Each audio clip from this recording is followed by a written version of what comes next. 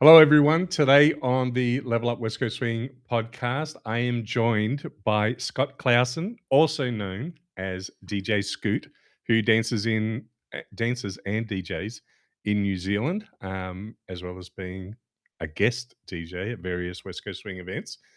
Welcome. Hello. Thank you for inviting me. It's good to be here. Yeah, cool. So I thought just to get started, you do dance in New Zealand. I'm wondering if you could talk a little bit about the New Zealand scene, where you dance. I know there's a number of different schools, but tell us, and also how long you've been dancing. Cool. So I currently dance in Auckland, which is probably the biggest community in New Zealand. On a regular night, we get 50 to 70 people on our Thursday classes, which is quite good. Pretty packed. But actually started West Coast Swing, or actually before that even, I started doing Ciroc, so modern jive, down in Oh, Hamilton. you're one of them. Yes, I'm one of them.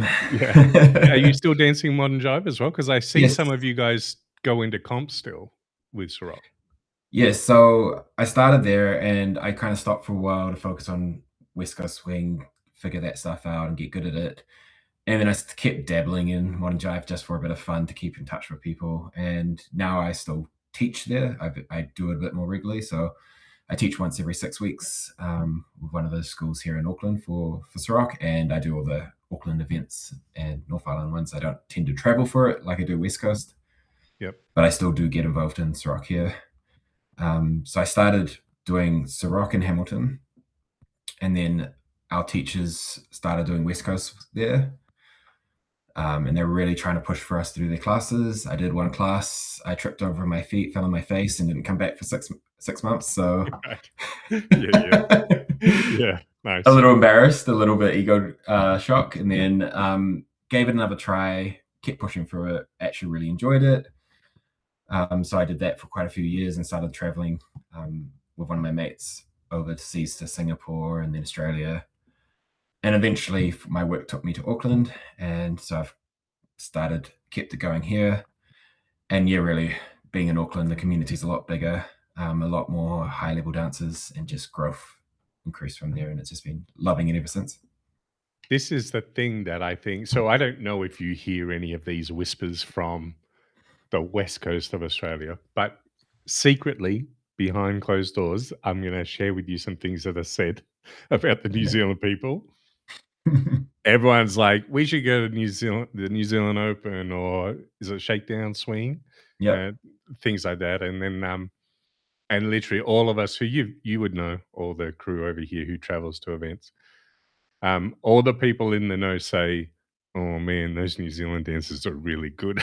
If we're gonna go, we all need to train. Like if we're gonna compete against them." So you do have, you've got a fierce reputation in the Asia Pacific region. I think, kind of rival Singapore. I feel like with the quality of dancers you have there, the skill level. Um, I know I don't dance with any of the leaders from New Zealand, but all the followers are fantastic. I feel great in their connection. They're very playful and creative. Um, I think I think I've had one dance with Laura Trethaway, for example, but it was beautiful dance. She's like fantastic, and such a good connection. Really playful, so much control. Yeah. Yeah, you've got a really great scene there. In Auckland where you are, is that, who's your main teachers at the school there? So Chris Pugmire owns Street Swing, Yep. and he kind of is in charge and kind of makes sure things happen. But we have a lot of teachers around. A lot of us are encouraged as we get better to actually get involved in teaching and helping out and other things. Chris really makes it worthwhile for us. So if we help out any capacity, we don't have to pay for any of the classes Yeah. or even dance parties. We just have to pay for things if it's a visiting teacher. So if we've got a guest teacher, then obviously we want to pay them. So we do pay for those sort of workshops and those classes. And obviously the big events, we still have to pay something. Yep. But he really makes it worth our while to actually get involved. So we've got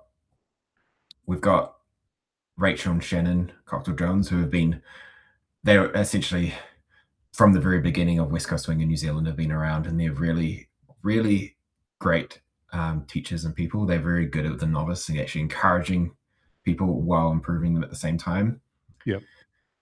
We have people like Eric Gray, who is probably our best lead, who he tends to focus more on the high level dances. He's the one who kind of started the fire under a lot of us during the COVID period, where we started. Actually, that's when the improvement from the Auckland scene really kicked off, is he took a bunch of us teachers and people who are at that high level under his wing. And we started, why we could only meet with groups of less than 10. We really started catching up with him and doing focus privates with him, really trying to develop ourselves, because he would rather teach us so we can teach others. Yeah, very And cool. I've yeah, seen him dancing actually. I think he had a break or something for a few years, but and he was from Modern Jive, right? yes, He did that as well? Yeah. yeah. It feels like that was a big thing. I think because I might be wrong, but I think Laura and Michael Poe and a bunch of others all kind of went in and did a bit of that. Yeah, most of New Zealanders, all the high intermediate advanced dancers are all come from Sarawak when it comes to New Zealand. I think the only kind of exception to that is Andy. Right. He's the only one that I can think of in that category who doesn't come from Modern Jive. Right.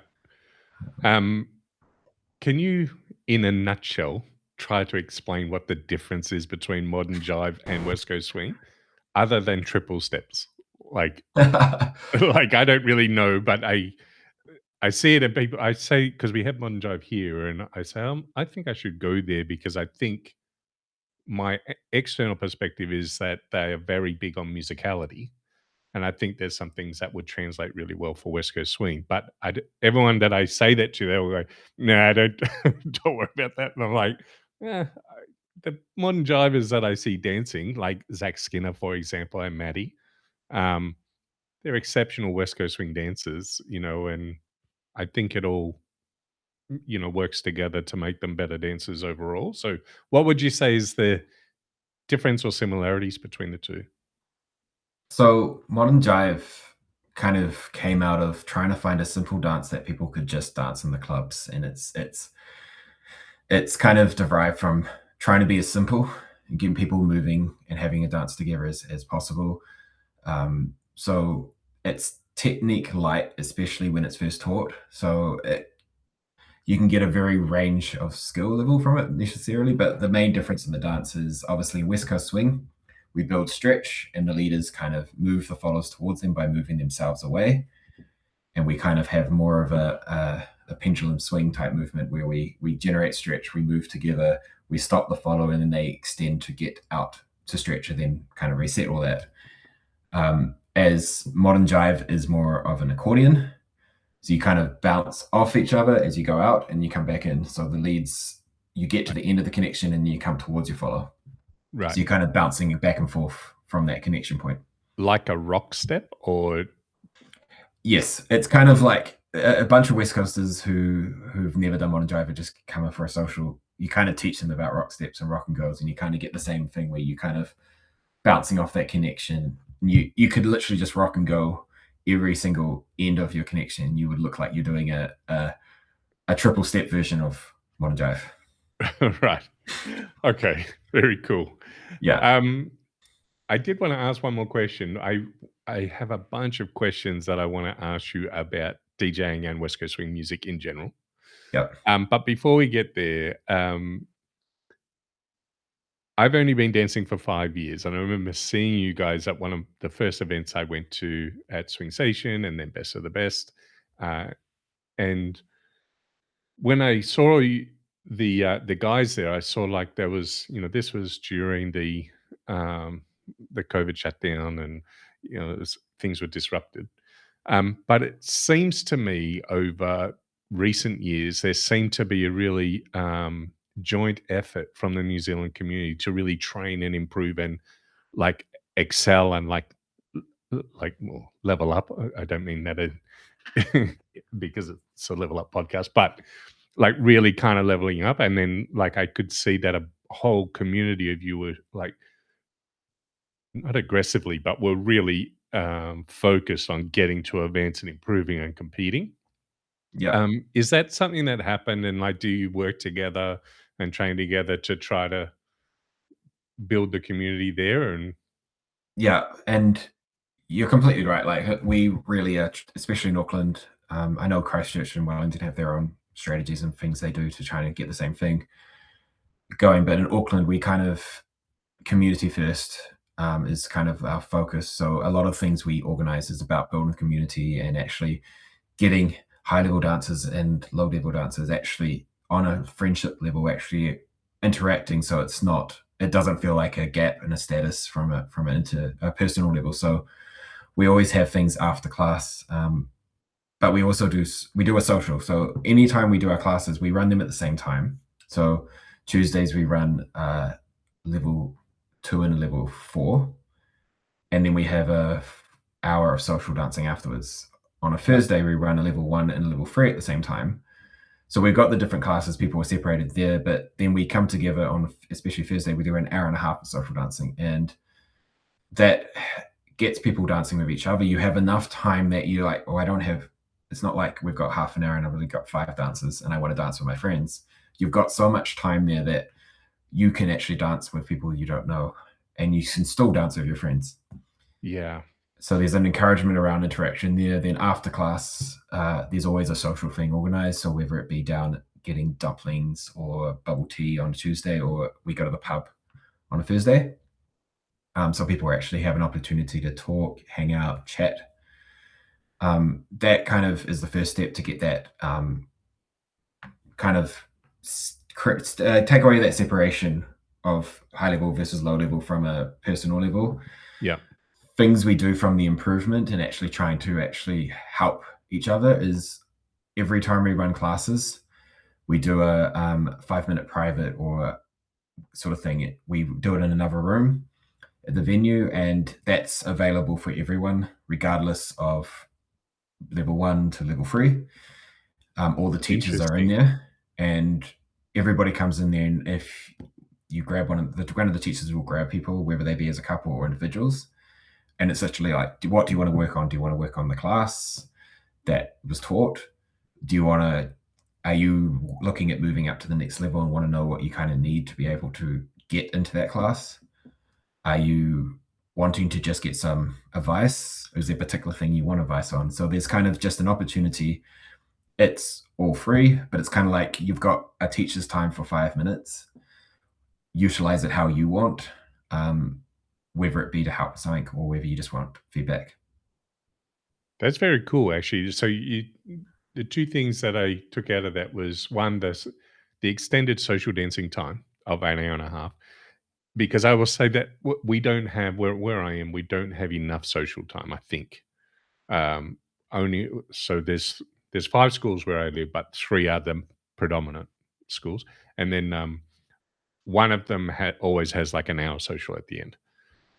But that runs till 10 p.m. and a lot of people can only stay for 20 or 30 minutes and then they leave. So it really thins out Yeah, by about 9:30. And then the other schools, kind of try to squeeze in a little bit of social dancing between the classes.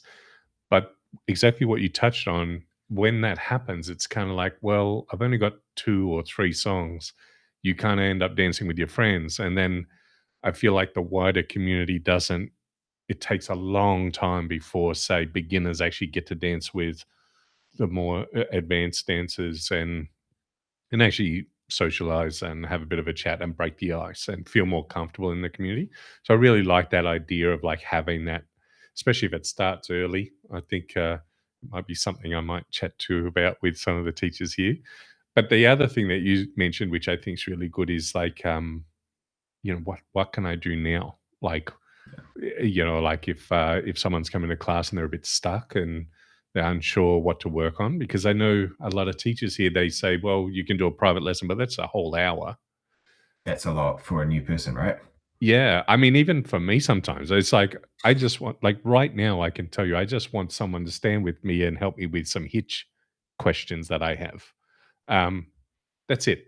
That might take 5 minutes, it could take 10, might take 15, but I don't need a whole hour with someone, and I certainly don't need a whole hour with like Jakub or Yeah. Maxence or someone like that to say, help me learn this. I just, you could probably help me out with my hitches. Like you already know how to do it.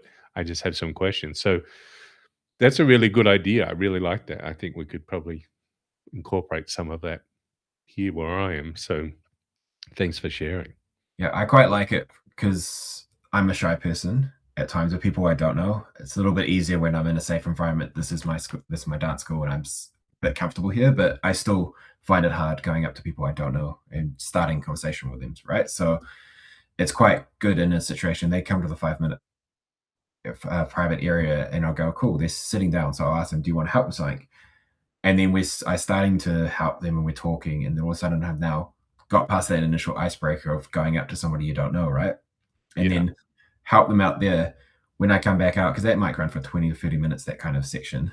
So we still have an hour of social dancing if we take that full half an hour as a teacher.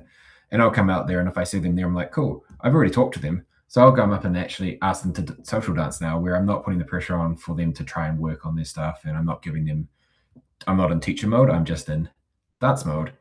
And I'll have a dance with them there. And all of a sudden, now they're dancing with a teacher on a social floor that they've kind of already kind of met in the Yeah. other room. And then I might do that for the first 20 minutes of social after I come back out. That still gives me 40 minutes to go, okay, now I'm kind of switching more into dancing with my friends. If somebody comes up and asks me to dance, I'll still say yes, of course. I'm never going to say no to people. But it allows me to then still have time to go, okay, now this is the part where I choose who I dance with, pretty majority. So I kind of you get the best of both worlds, where you get that focus on the beginners, and then you can focus on yourself and actually Yeah. your own improvement and stuff in social dancing, which I think is very important for high level dancers. A Yeah, lot I of times it's totally so, agree. I think there's sometimes when we just, if you're wanting to improve, I always say this, like if you want to improve and get better, there's nothing that can replace time on the floor. yes, And if you're working on with a high level dancer, for example, there's things that they're going to do in your dance that you won't experience any other time. And so the more hours you get doing that, the more you can learn to adjust and adapt and grow yourself. And so, um, Clint once said to me, that quote, iron sharpens iron, and it's like, it's true, if you have that interaction with people at your skill level or higher, you just grow faster and you get sharper and you improve your skill set. Um, yeah, it's one of the things. I think it feels like it's a conflict sometimes in me of like, you want to build the community, you want to spend time, but here's the dance window and it's this big. And and then you have people regularly that and you have fun dances and you want to have that as well because this is your time to chill out and yeah. yeah, yeah. And then on top of that, that's our regular classes. Every month we have a sort of dance party of some sort, and 2 months in a row it'll be a proper dance party with one of those will have a workshop beforehand. Yep. And that will be what who it's catered for will change each month we do it. But we do two dance parties after that, where like 2 months in a row with actual proper dance parties from 8 till Yep. midnight, so 4 hours. And then the third month we'll do something a bit different. It'll be at Chris's house, and it's more of a more downplayed social gathering, where obviously he's got a giant mansion, he's got a dance floor, there is dancing available. Sometimes it'll be, okay, let's do a critique session this time around. So come at from 5 o'clock, we do critique for an hour, 2 hours. We'll put names in a hat. So the way we kind of do it is, we kind of did this at NZO. We find it's actually one of the better ways to do critique sessions, to avoid I don't want to put my hand up and volunteer, or I don't want to put my hand up and get stuck with somebody in a different level. Yep. We kind of have a bucket for follows in novice and leads in novice, and then we have one for intermediate plus. And Yep. the idea is you're switching between them. You're doing couple novice and then intermediate group, because there's obviously less of them. And that way you're getting a name pulled out of the hat. You're dancing at somebody at a similar level. So you're going to get better feedback, and it's going to be value for both of you.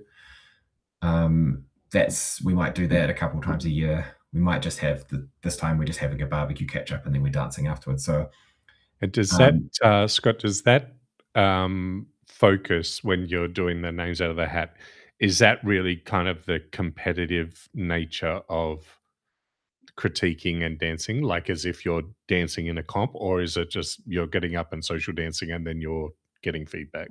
so there's options.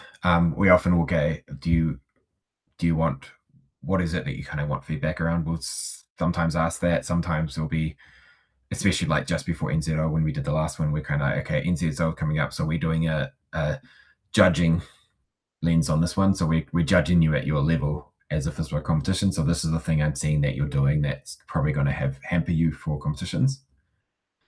Um, so that's kind of the organized street swing things that are run. Um, there's a bunch of practice groups. So I know for us is I'm involved in about 3 different practice groups that run from often monthly, Yep. or one bi-weekly. These are things where we kind of, as some dancers of some level, get together and we might focus on the same thing. We might be just operated separately, but we put a lot of emphasis on actually personal practice. If you want to get better, you can't just turn up to class and you can't just do social things. Yes, that's going to improve, but if you really want to get better quickly, you need to practice. You need to actually focus on this yourself. And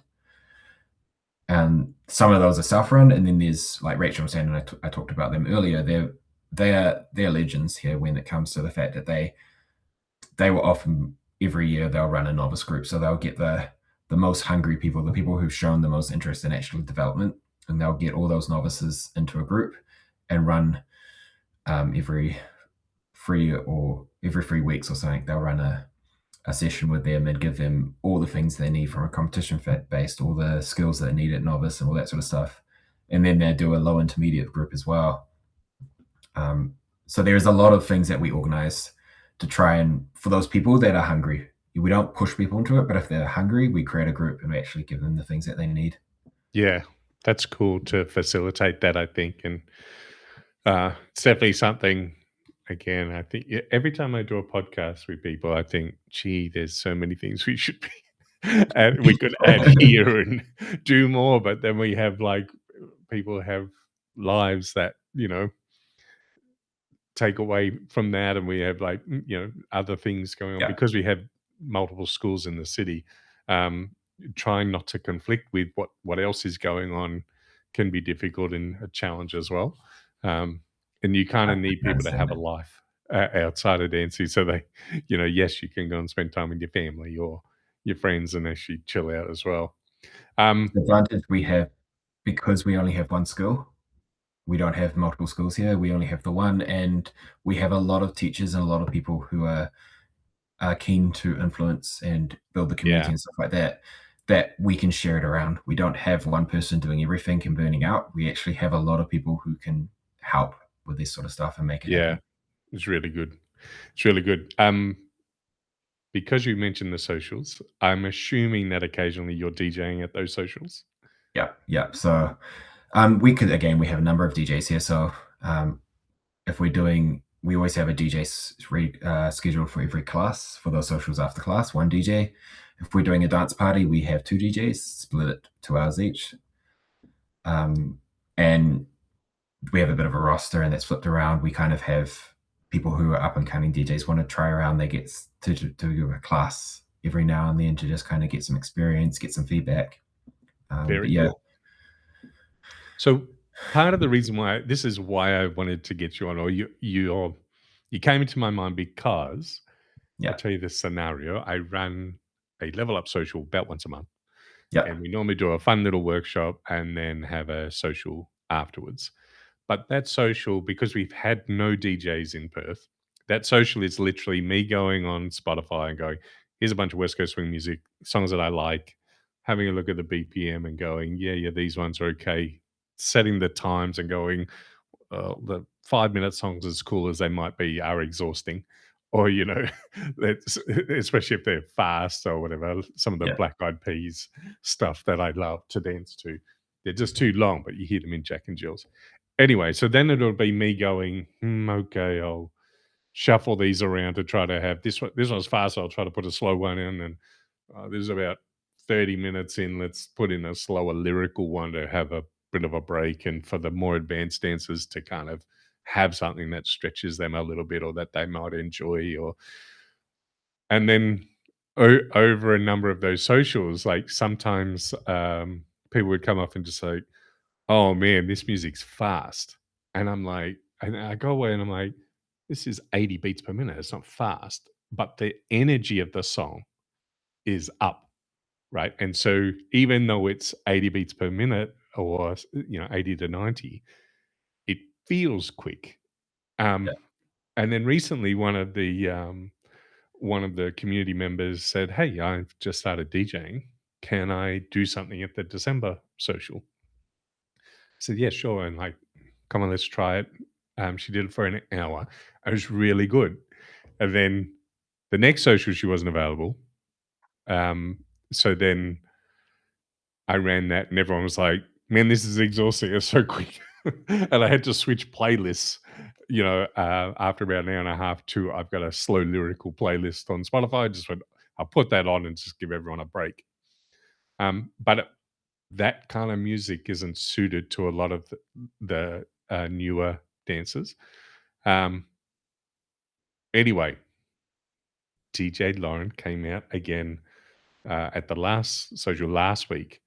And I told her, everyone kind of complained, said it was way too fast. Can you do what you do? Just be mindful. And here's some slower music for some recommendations for some other slow music for the advanced dancers later on, the last half hour.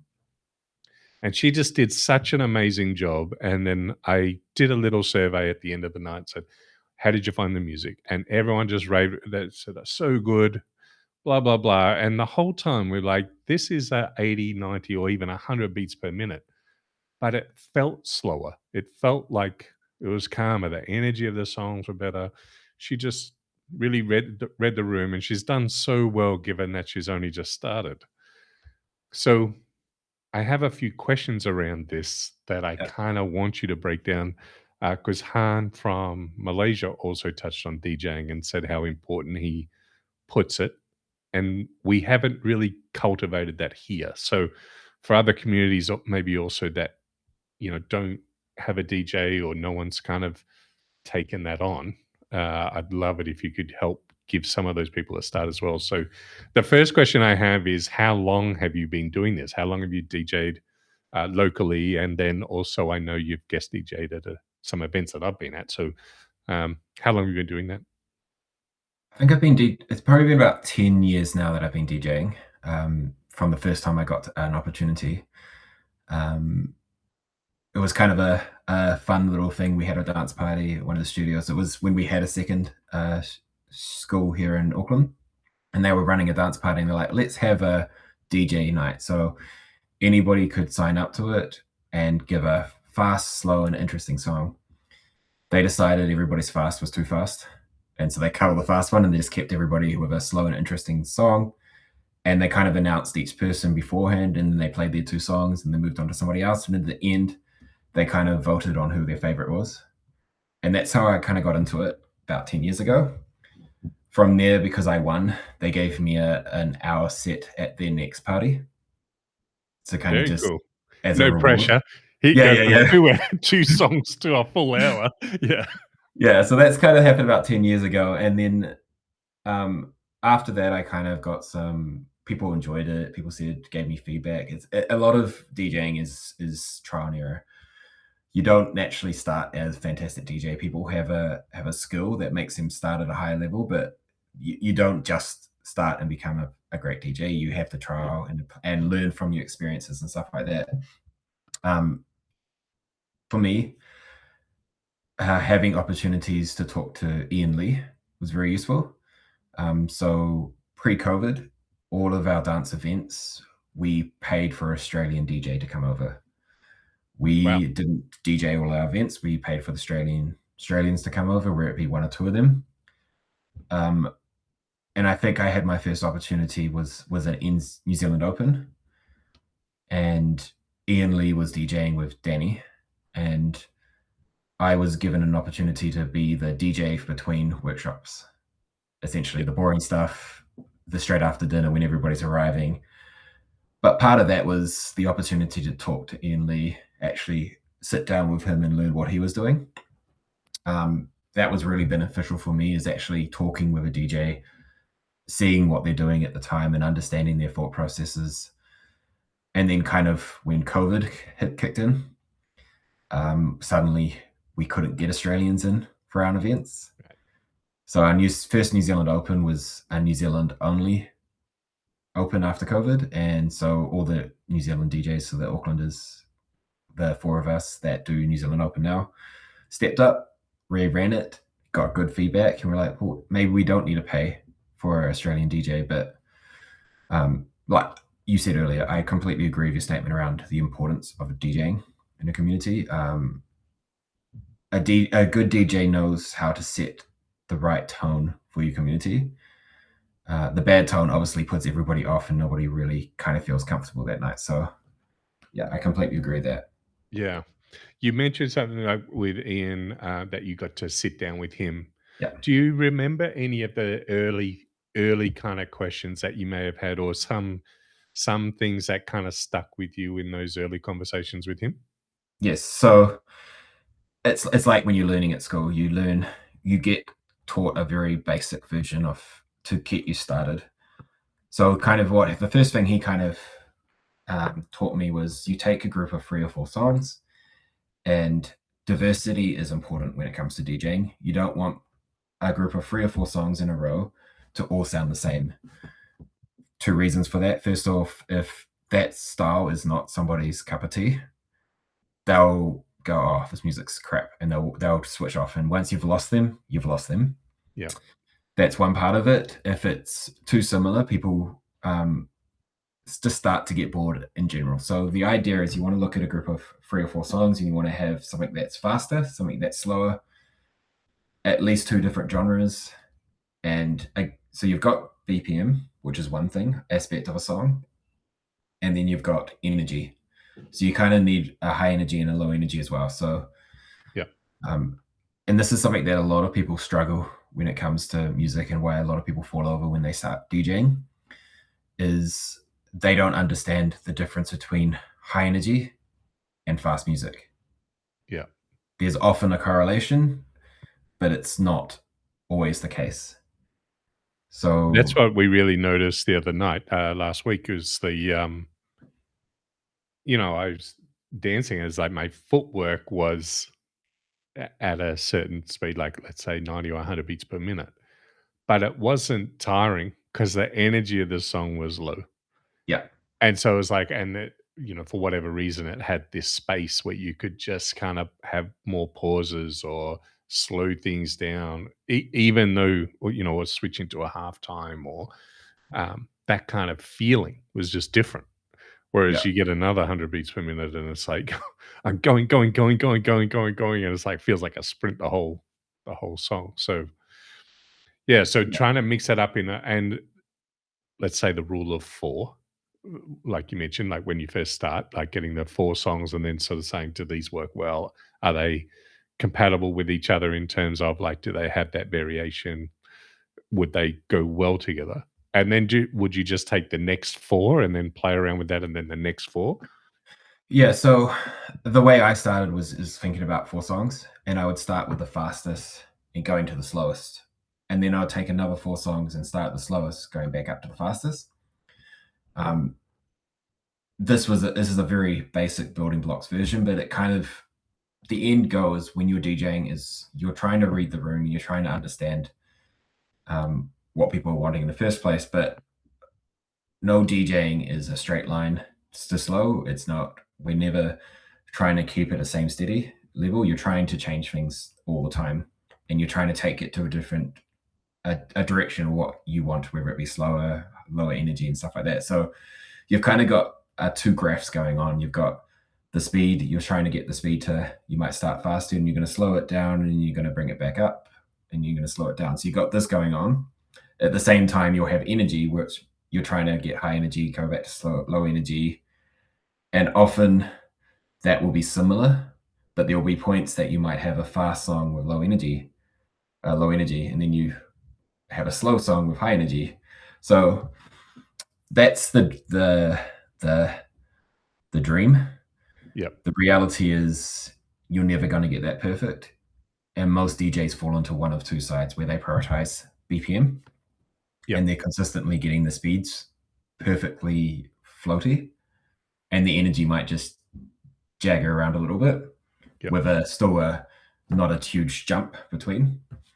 Or you have DJs that are more energy based, so they're kind of they look more of, okay, this is high energy, and I'm going to bring the energy down, and I'll come back up, and they're still keeping an eye on BPMs, but it's a secondary thing, Yep. and that's what I fall under myself.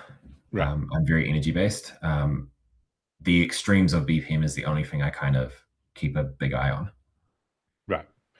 Yeah, Um, when you talk about observation of what's going on the dance floor, yeah, um, and then adjusting music based on what you're seeing or how you're kind of, let's say, reading the room. Um, what would be an example of a like a more of a dynamic change you might make? So you might have your list of music. I'm assuming it's sorted in groups of four. Let's say for the basic version, like you have these groups of four that you've kind of pre-planned. These work well together. But then, are there times when you're observing the floor and go, you know what, this room needs this. I'm going to switch this playlist up. Does it, is that something that happens, or how do you kind of get those signals, or what is it that you're looking for that might even tell you, hey, I need to make some adjustment? I'll take that a step back. So this is what I tell people when they're learning to DJ, is obviously looking at those groups of fours, and we're building songs of a bit of variance. But what I tell people, when you're creating your playlist for a class or for a social, is you want to have additional songs in there.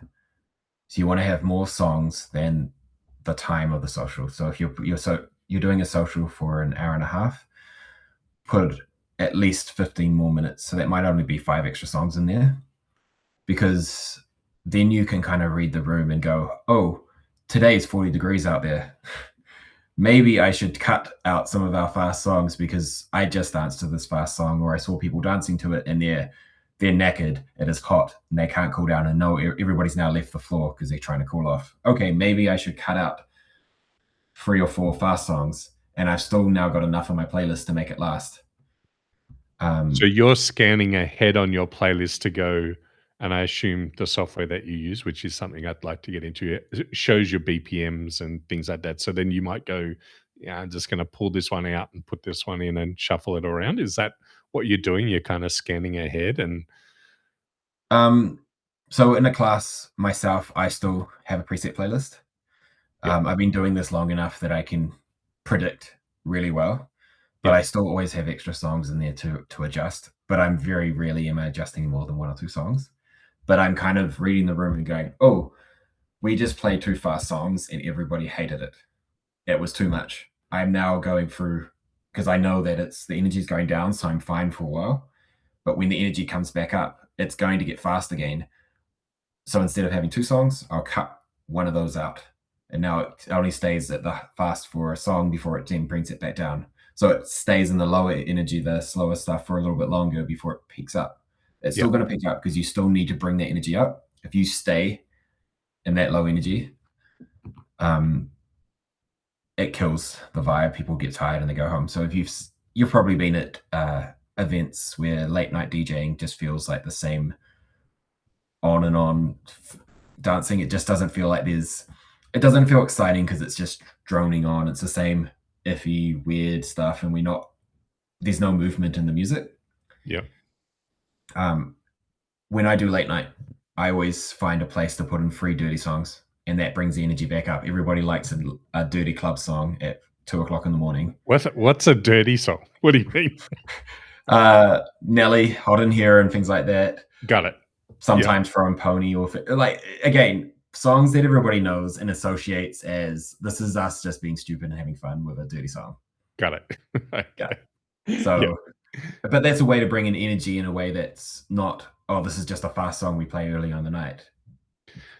Yeah, I feel like there's a number of songs that when you see them played and the whole floor is hitting the phrase change or the lyric, something like that, and then, Yeah, like, having fun with it. Like, that's a good kind of community moment where yeah, everyone's, no matter who you are, um, it's a really cool kinda thing to see.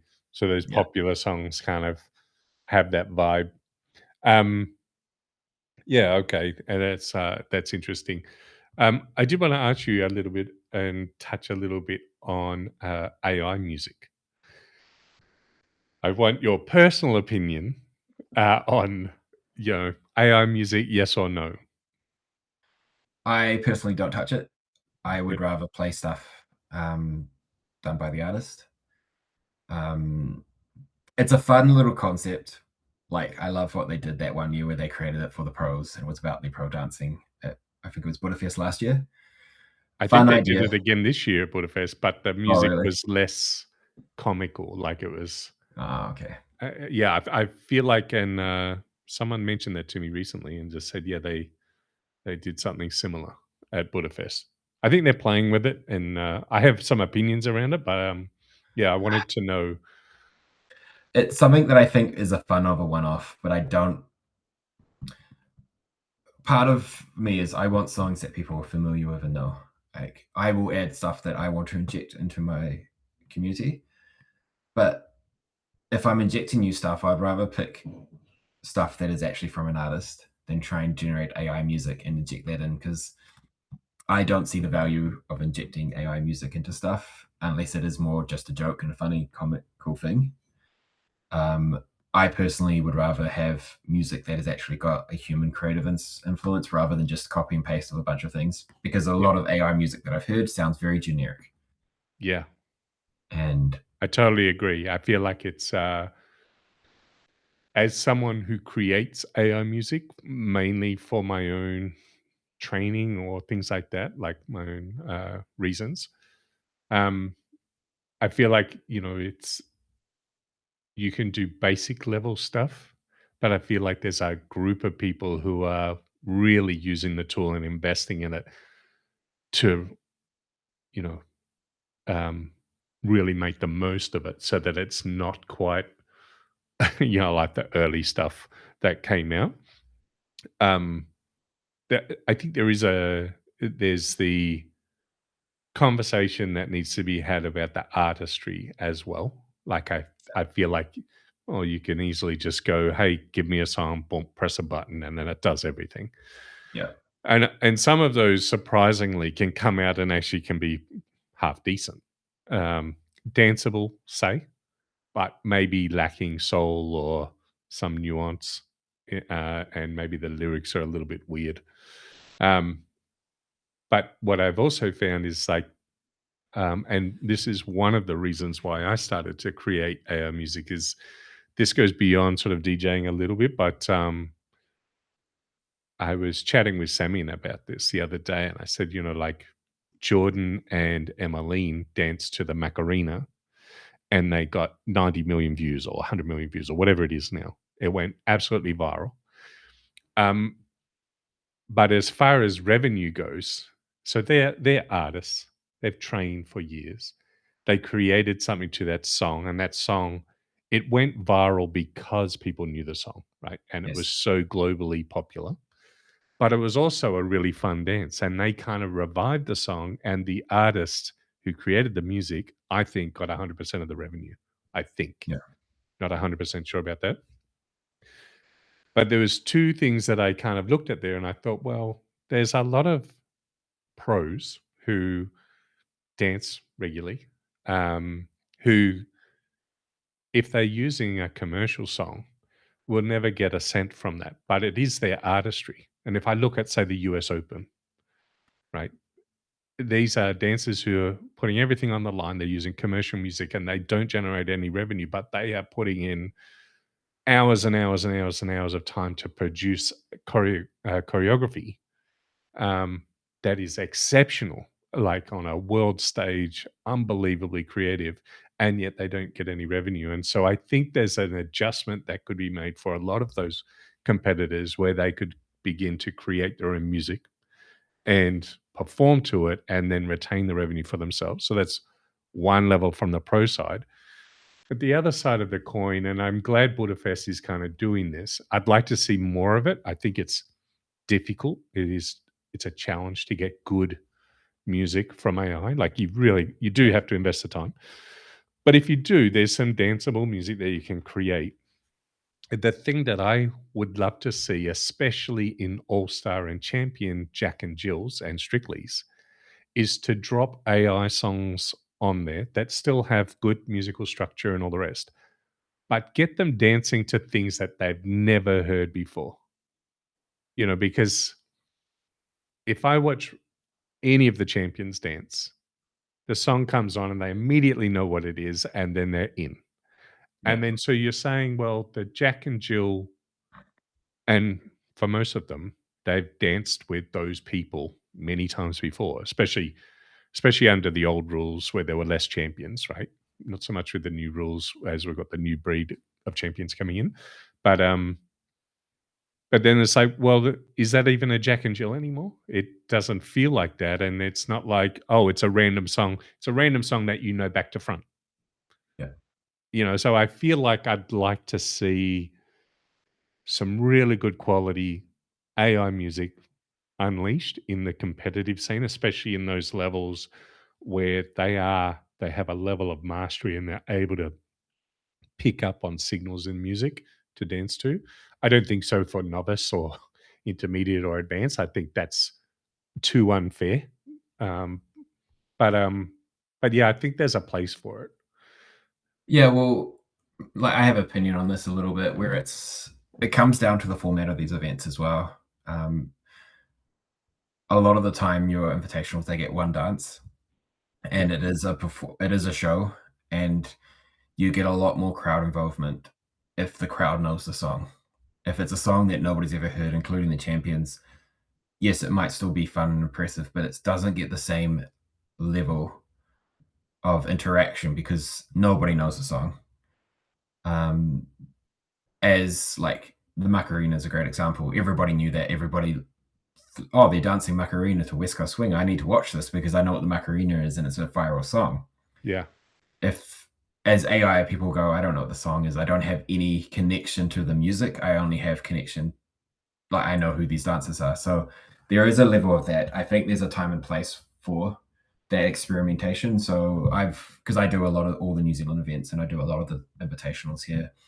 Yeah. And when you get, as a DJ, when you get the choice that they're going to dance two songs, that's where you can have a bit more of an experimental category.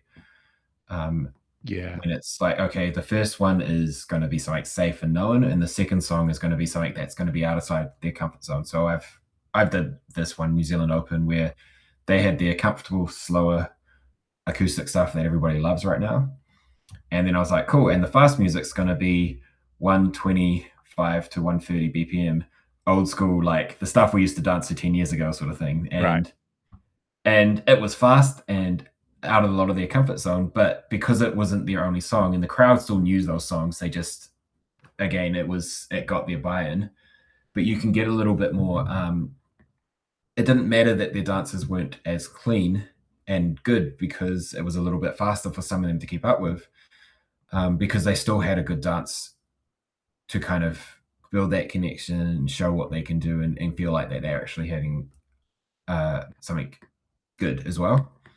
Another And one I've even if seen they is were to say, like in a competition level, for example, if it's like a champions or whatever, they get two songs. The first song is the one that's judged. The second song is just a fun hmm, song or whatever. I think that makes sense to be able to have a staple, something that people know and recognize in the crowd. Because I think that also at a live event, especially the audience cheering and screaming and carrying on, like that adds to that atmosphere while you're in the Asian Open, room. But it a also great can example. translate on video as well when we watch it back on YouTube and see it. Yeah, yeah, Asian Open's a great example of that. If where when I first went to Asian Open, years and years ago, 2016, I think was the first one. It was it, it was K-pop. I think it was one of Yeah, their choices, or sorry, J-pop. It was Japanese pop. Then they had Bollywood one year. Then they moved to Disney. then they moved to musicals. So again, their first song was something that is popular, common in West Coast swing. You'll hear on the social floor. The second song was Beauty and the Beast or things like that. So it was, again, these are songs that people might know, but that's where you can get experimental. So in a category like that, and that's what Budapest has done, is they get two songs. Often we get to a normal song. Is it Budapest they still get two songs? I think Or so. maybe, I think I just saw something recently with some Budapest dancing, but I'm not sure if it was the Jack and Jill or Strictly's or what it yeah, was, but yeah, it was fun, and they're kind of getting to choose a category or yeah, yeah. So yeah. when I you've think the got things like that, novelty stuff for me like is less appealing as an audience member, like right? especially for an unknown. If it's just a novelty, I think they did one Tebow the T Rex or something, some Do dinosaur the Tebow. thing with yes, something like that. And I think it's kind of like, yeah, okay, but Yeah, you can actually do legitimately good music with AI, like that's danceable and that's cool and funky. And so it's like, just because it's unknown, it taps into a different area. You yeah. know, I often think like less now in intermediate, but it still happens. I mean, seriously, I've gone a couple of years where I've made finals, and then no matter what songs they played in the final, I didn't know it. I'm like, this is so unfair. But then someone else in the comp knew those songs, and they're hitting everything, and you're just like, oh man. But those days are gone for champions. You know, they hear stuff, and because they're on the circuit and they're always dancing, um, they pretty much know whatever's going to get played, even if it's only a little bit. Yeah, I still sometimes surprise them. Swingvasion last year, I think it was. I played a couple songs that I thought were known. Right. They're known in our community, and I had heard them over in Europe, but that doesn't necessarily mean that everybody actually knows these songs. And I was like, because I wanted newer songs, I don't want to just play the same staples. So I Yeah. played stuff that had come out in the last year that I thought was known, and some of the people were like, "I didn't know this song. It was a good song, but they were some of the best dancers because it was organic, not pre-planned." And that's where it's kind of finding that balance sometimes between give them familiar because you want them to have a good show, because at the end of the day, the invitational is about a show. Yep. Um, but you also want to find that balance of, and it's easy when you got two songs where you can kind of meet both sides, where you can comfortable something to push them or make them something new, something different. Yeah. I think that's a good idea. Coming back to the DJing side of things, I mentioned software. I Yeah. know Lauren was talking to me about the software that she's got and what she's using, and she's learning this tool. Do you use software when you DJ? And if so, do you have any that you recommend that if someone was wanting to get started? I'm still normie. I use Spotify. Right. Yeah. Okay. Yeah. Like again, I've used DJ Pro a little bit, and um, the problem with DJ Pro is you have to get the music onto your machine. And it's a little bit of a legal dilemma there. Yeah. If you want to get a lot of range, or you have to spend a lot of money to get that music on your machine. So there's a lot of nuances there with DJ Pro. With Spotify, again, there is a little bit of a gray area around playing Spotify in public things. Yeah. Some events will actually go, let's record what those songs are, and then we will send those to Spotify as royalties, saying that we've played these songs at our event and sort of Yeah. thing. But for me personally, Spotify is easy enough to use. It does the job. Yes, you've got more options with DJ Pro, and that allows you to change BPMs of songs and cue things up in a different way. There's a lot more flexibility, but I'm personally against changing BPMs and stuff like that. The only, what was you cut out? That was Oh, you cut out for a second. Sorry. Yeah, you said I'm personally against, and then you froze, and I was like, "This is like a perfect moment to end the podcast there, and never be like, what was he personally against?" Honestly, I'm against changing BPMs of songs. I know some DJs like to, oh, this I like song's slow it down, and naturally then 73 BPM, I'm going to change it to 80. Or the song, especially for competitions, they'll be like, well, I want every song to be exactly 110. So I'm going to make this song that's naturally 106 or 110. I'm against that, especially in competitions. Social, there are times and places for it, I guess. But from a competition point of view, if people know the song and you've changed the BPM, it messes with them. Yeah. DJ Pro allows that, yes, but I'm against that. So the big advantage is going to be cutting songs. It becomes a little bit cleaner than having to just manually go, cool, I want to turn this song down, and I'm now just going to turn the volume down.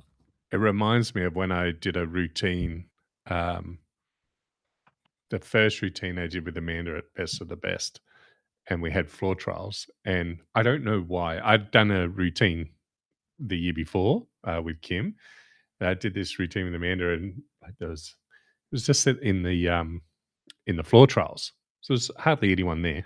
It was just the other competitors, and I think Zach Skinner was there floating around like he normally is at events, and he was there, but I was so nervous, and I remember when the music played, and it's like everything just your adrenaline's so high, it's like everything slows down, and that messes with your head. So I totally understand, like when you're hearing something, you're like, oh yeah, this is, and then it's like, oh no, it's not. It's kind of a different metronome because they've changed the BPM. Yeah. Yeah, there's enough to think about in a competition and to worry about than to make a further adjustment to a BPM change. So I tend to agree with you on that one. Yeah. Yeah. So I still use Spotify. And again, depending on what I'm DJing, how I use it.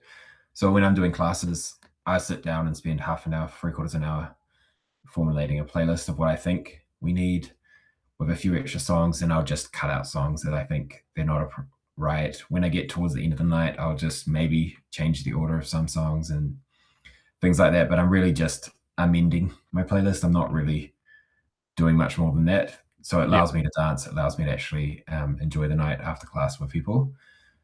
But when it comes to dance parties and like weekend events and stuff like that, especially when it comes to New Zealand Open and these other events that we have, I come with 6 songs on a playlist, and those 6 songs may not even get played. And it's essentially I have 6 songs at the start of a night or the start of my set that is, for whatever reason, I got busy and I don't have time to sit there and actually create it. I can just push play to get something playing. At that point, regardless of when I'm DJing stuff, I'm going to sit there and I'm spending 91% of my time at the desk, and I'm kind of making the playlist up on the fly. So I'll have things queued up that are available to play, and I'll kind of be going, I think this is where I want to take it. So I've got that sequence of how do I want to bring the energy down, and Yep. it's not a step, it's not a jump, it's always a stepping stone. You've got to have a song that's a bit slower, lower energy, and then you might have a slow, high energy song, and then you might go to that acoustic song that has no beat, sort of Yep. thing. So you're kind of figuring out, this is where I want to take us right now. I want to take us to that slowest, lowest energy moment. So I have to get there, and this is how I'm going to choose my songs. And as I'm watching it, I'm like, actually, this is a better song. So I move that one out of that next sequence. So I'm doing that on the fly on my laptop, on the computer through Yep. Spotify. Yep. Things that I do is I download all my music to my machine from Spotify. Yep. So I'm never having to worry about chopping internet and stuff like that. It also means that if I also, on top of that, I turn Spotify offline. Yep. Or don't connect to the internet, because then I don't have to worry about the internet coming into play at any point, or randomly deciding to update Spotify. We've all had that before. Yeah. So that's often how I will use my laptop. It also means that if I want to listen to something, DJ Pro allows you to actually listen to something on a different track and on your headphones without disrupting what's out. So that's the advantage of DJ Pro. Yep. Through Spotify, I just have my cell phone with my headphones in on a different set of headphones or something, and I'll just be listening to some music there, going, "Oh, I like this song, but I just need to check it is what the vibe I'm looking for." So I'm actually listening to stuff sometimes as well, and actually making sure I've got the right song that's next. So I'm always thinking about what is the next song, what is the next 2 songs, what's the next 3 songs, and I'm constantly adjusting. Yeah, very cool. Very cool. If people want to check out your playlists and your music and or even potentially book you to do some DJ stuff at an event, how do they find you? If you want to contact me, you can find me on Facebook. Scott Clausen is, and I usually add everybody who sends me a friend request as long as your account wasn't created in the last like 2 days. Yeah. I usually accept it. Yeah. um, but yeah, if you want to find me on Spotify, you can look for DJ Scoot or Scott Clausen, and it should come up. And I keep all my class playlists. I keep them there for about a month before I then just hide them from my profile. I never delete them. I have Yep. a folder in my Spotify of about 300 playlists that I've played over the years. Right. So you can go and see anything I've played in a social after class, any dance parties. I generally, at the end of an event like New Zealand Open, or I do this for Best of the Best and all the ones that I DJ at, I create a combined playlist of everything I've played, and I will share it as well. And that one will always be available on my profile. But you can find me on Spotify, and I've got a lot of different playlists for different events and stuff I use as well. So Yeah, very cool. it's there for people to actually listen to and add and find songs. And if anybody ever wants me to send me the playlist that I use for a specific thing, I'm happy for them to just send that through Messenger, and I'll share it with them. So Very cool. Well, I can tell you I jumped onto your playlist and I listened to a couple of them and grabbed them for last week's, and then Lauren came in and saved the day. So so I didn't actually get to play them, but you've got some music in those playlists that I hadn't heard or and aren't played regularly in our local scene. yeah, Um so yeah, very cool to find some new music to dance to and listen to as well, and something that's fresh or is different. and that's a sign of a good DJ has a personality as well. So for me, I love to play K-pop. K-pop is my jam. I So I see. I noticed that there's a lot of K-pop on there. You were at Korean Open. yes. Did you DJ there as well? Yes, so Korean Open was my first international event I ever did. Very cool. First time out in New Zealand DJing. So Heejung invited me there. Not like 2 years ago was the first year I did that. Shout out to Heejung because Yeah, she's such a cool person. she's Um, awesome. she came to New Zealand. She came to Australia. She visited us in Perth. Yeah, she's very, very nice. Very cool. Yeah. So that was the first international event I did there, and that was so much fun because I could switch from I'm only allowed at top 3 K-pop songs in there, or everybody complains, to I can throw a lot more in here because this is the vibe of this scene, and it was real fun there, and being able to play the Korean versions rather than just find the English versions of some of the K-pop songs. So it's so much fun there, and so that is the thing I always inject is my biggest personality thing. Yeah. But I'm always looking for new music. I follow a bunch of American DJs and random playlists. I don't even know who they are. You just do a search and you find some that's got like 800 followers, and you're like, obviously this has got a lot of interest. And you just every month I go through and I just look through all the playlists and I listen to a snippet of each song. Anything stands out to me, I'm like, cool, I'll add that to my stuff. Yeah. If it's stuff I've heard played, it's easy to then find that stuff because often you hear a song, you're like, that's cool, but I'm dancing and now I won't know what that song was called. Yeah. So you find that sort of stuff as you look through the playlist and you see a song pop up 3 or 4 times. You're like, huh, that's obviously getting popular because it's more than just one person in their set. So I'm like, cool, I'll just add that to my stuff, and it's probably something that's gonna be big or is already big. So Um, Blues? Yes, no, indifferent. Does um, that fall under the DJ Scoot personality, or is it? I think it's important to play blues No, I don't because want to know what's important. I want to know what DJ Scoot feels about blues music. I have a love-hate relationship with blues. I used to hate it. Um, Now I do enjoy dancing to blues, but only with people who understand how to dance the blues. It's a very difficult genre to dance with new people, and it's a very difficult genre to learn to dance to. I love blue I hated blues when I first started, and then I love blues because I learnt a lot of blues, and then I was dancing a lot with people who could dance blues really well, and it Yeah. was like, "This is awesome." And then I have now forgotten how to dance blues, and the people that I dance with regularly don't also dance blues, and so now I have a hate relationship with it. And it's like yeah, it's just one of those things. It almost honestly, these days, it feels like blues is like, "Oh, I've gotta learn a different type of dance." Yeah. It just Yeah. feels so different to the way that I'm normally dancing now, and like I say, if I have a good blues dance, it's hard to beat. It's really, really good. Yeah. But that's when I'm on top of my own blues timing and you know double resistance and all this kind of thing, swivels and whatever else happens in blues. Um, yeah, yeah, it's interesting. It's Yeah. interesting. It's a necessary evil for competitions. But every Yes. time a comp comes up and I'm like, I need to just practice some blues stuff, I'm like, oh, Yeah. yeah, I always play at least two blues songs in my sets. yeah, And the other thing I dislike about blues with a lot of DJs, especially, is for a long time in New Zealand, Australia, there was 5 blues songs that were played as our blues songs, yeah. and it's the And same 5 songs, and you get sick of it, right? yep, that's So I've been really, the issue, I think, as well. Or for me, the other thing that happens regularly is it's the old school blues from 15 years ago that was really fast.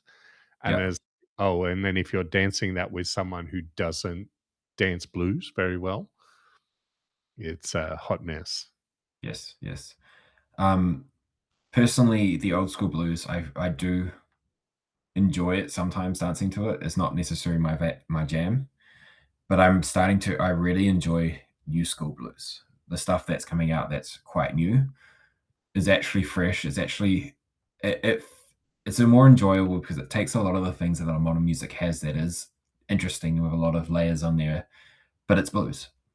Um, and sometimes I there are wish things there like was more voices on it. artists like that were creating good new current blues music, which again is kind of I'm going to say it again. It's why I lean into AI because I think you can create actually good blues music with a swung timing. I'm going to give myself a shameless plug. I recently just created 3 songs which Samian wanted me to train to, which is just Boots and Cats for timing, right?